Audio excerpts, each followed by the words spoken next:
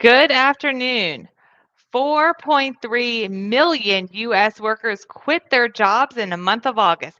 That's 3% of our workforce that told their employers, take this job and shove it. Welcome to today's mortgage market update for October 13th, 2021. Today's top story was 4.3 million workers quit their job in the month of August. This was led by the food, retail, and healthcare industries. Almost 7% of those job losses came from restaurants, bars, and hotels, and 5% from retail workers. No wonder they're having to close their doors because they can't find enough help. So, what's really going on here? It's hard to explain. We know that some of the incentives have been taken away for that was keeping people at home. Now they are still getting the child tax credit that is still going on, but we don't have a real answer for you. Could it be the vaccine mandates? We aren't really sure why people are quitting their jobs and not working. We also got inflation today, and the CPI, the Consumer Price Index. Now, this measures inflation on consumer level. It rose by 0.4% in September, which was higher than expectations. The year over year increase went from 5.3 to 5.4%, and this is expected because of the supply chain issues that we're facing. Other items in the CPI report, rents rose by 0.5% in the month of September.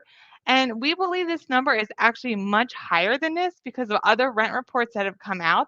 We believe this number is actually in the double digits, actually around 20%, keeping up with other of the appreciation in the home values that were out there. And used cars year over year are up 24%. So I really hope you don't have to buy a new car right now or a new used car because you don't want to have to enter that market. Now, let's talk about the supply chain issues. We know there are ships waiting to be unloaded out there. They just can't get an appointment at the dock. Now, it's not necessarily the fault of the longshoremen out there. The longshoremen have no place to put these containers. The storage facilities are full, and we're seeing the issues with the truckers. Labor shortages are out there. We know this.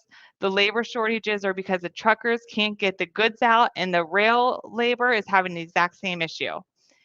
And this is impacting everything. The cost for rates on both shipping and rail has doubled, in fact. And this is going to cause more inflationary pressure as time goes on, and this is not good for the bond market.